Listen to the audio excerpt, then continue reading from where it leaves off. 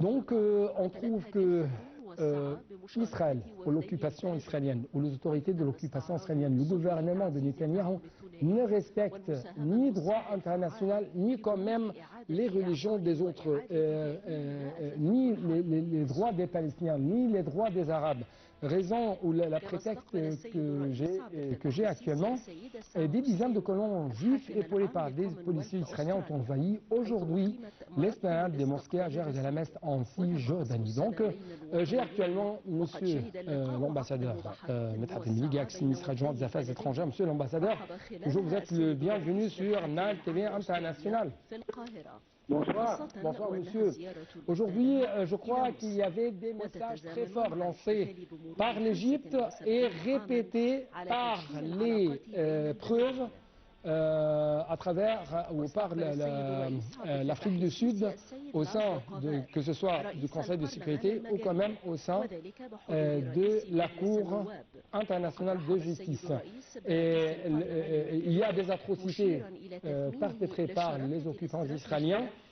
Il y a des interdictions intentionnelles de la part de l'occupant israélien en ce qui concerne la nourriture, en ce qui concerne l'eau et les médicaments, pour arriver enfin à une sorte de génocide contre les Palestiniens. Comment vous avez vu tous ces messages? Alors, premièrement, il est très important d'expliquer pourquoi ce que vous venez de dire est important. Pourquoi l'intention est le point crucial de ce débat. Alors, on doit expliquer à nos téléspectateurs que la question n'est pas de priver les citoyens, les Palestiniens de la bande de Gaza, que ce soit de la nourriture ou des médicaments ou de l'eau pure ou toute autre nécessité de vie. Cela ne suffit pas du point de vue droit international pour exposer et pour justifier les attaques faites par le colon. Ce qui est important, c'est de prouver l'intention. Et dans ce dossier, on peut trouver des dizaines de déclarations faites par les officiels du gouvernement de l'extrême droite israélien jusqu'au Premier ministre lui-même, qui est déjà interpellé devant la Cour pénale internationale pour les mêmes crimes de guerre. Et alors maintenant on a exactement la preuve qu'il y a une intention forte pour commettre un acte de crime de guerre contre le peuple palestinien pour continuer le génocide qui est déjà en place. Alors c'est pour ça qu'on essaye de prouver que ce soit de la République de l'Afrique du Sud ou de la part de notre représentante à la Cour internationale de justice, la même question qui est l'existence de l'intention israélienne de commettre un génocide contre le peuple palestinien. Oui, oui.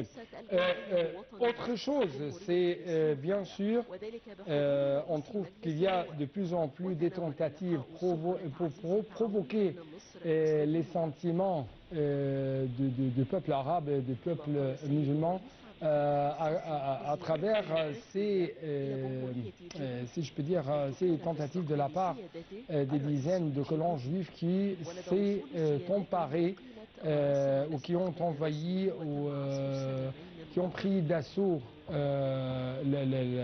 l'esplanade des mosquées d'Al-Aqsa à Jérusalem-Est en Cisjordanie. Donc, comment vous trouvez ça dans ce contexte conflictuel?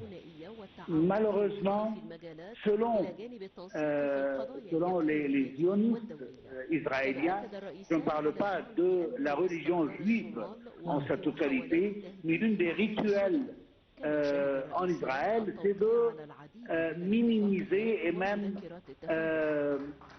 comment dirais-je, même insulter les autres croyances et les autres religions.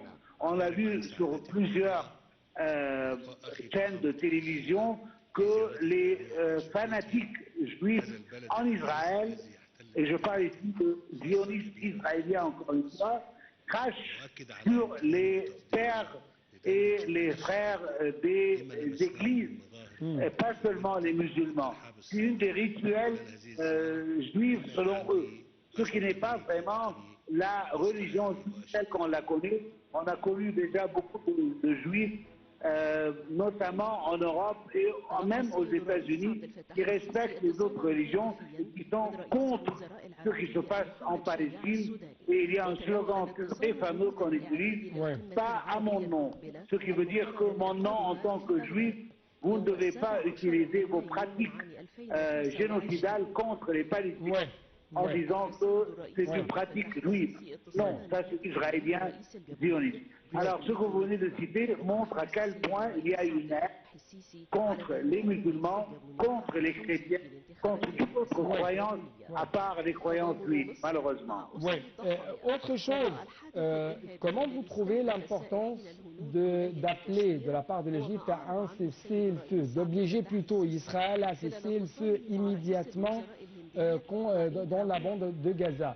Est-ce qu'à travers le Conseil de sécurité de l'ONU, il y aura, si je peux dire, une attention attentive aux cris de ces enfants, de ces femmes, de ces vieilles palestiniennes qui se trouvent dans la bande de Gaza?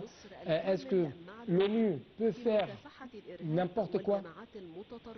Alors, ce que je veux dire ici, c'est que l'Égypte emprunte toutes les voies possibles pour soutenir le peuple palestinien dans sa cause et récupérer ses droits légitimes. Ouais. Et c'est pour ça qu'on exerce une pression sur Israël d'une manière directe ou selon d'autres médiateurs tels que quelques pays européens, même en demandant aux États-Unis qui trouvent une position honteuse en soutenant les crimes de guerre. Aujourd'hui, on a vu la représentation des États-Unis au Cour international de justice plaidoyer pour plus d'une quinzaine de minutes pour trouver des excuses à Israël pour les crimes de guerre et pour le génocide qu'elle est en train de commettre. Malheureusement, la position américaine n'est pas une position d'un seul pays qui devient de plus en plus un pays voyou tel que l'État d'Israël pour soutenir, être le seul à soutenir. Après plusieurs jours de plaidoyer, ils sont tous dans la même direction. On trouve une direction opposée, adoptée seulement par les États-Unis pour défendre les crimes de guerre et le génocide israélien, ce qui représente une honte au droit international que les États-Unis sont promis à respecter. Malheureusement, quand il s'agit d'Israël, on oublie tout ce qu'on a appris en ce qui concerne le droit international et on ne pense qu'à donner des excuses à Israël pour continuer. Il s'avère qu'il y a des faits accomplis qui va être imposé sur le terrain de la part d'Israël, de la part des Américains. Je parle de ça parce que, selon les déclarations faites par Antonio Guterres,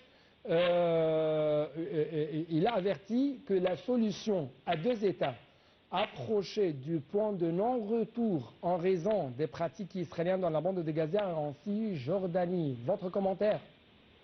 Alors, moi, je vais parler ici, ce qui m'intéresse, c'est la position égyptienne. Ça, je trouve que c'est le plus important. L'Égypte s'efforce à parvenir à, premièrement, un cessez-le-feu à Gaza, rétablir l'aide humanitaire et encheminer l'aide humanitaire à Gaza. Et troisièmement, de mobiliser le soutien international à la solution à deux États et de rejeter certainement le déplacement forcé ou, entre guillemets, volontaire du peuple palestinien. Ça, c'est le but égyptien qui a été déclaré depuis le 7 octobre. Monsieur l'ambassadeur, c'est le but égyptien, oui, mais comment vous trouvez que le secrétaire général de l'ONU parle de cette manière? Nous sommes tout près du point de non-retour en ce qui concerne la solution à deux États. Certainement, le secrétaire général de l'ONU, c'est pas la première fois qu'il plaidoie de cette manière. N'oublions pas que c'est un homme de droit avant tout.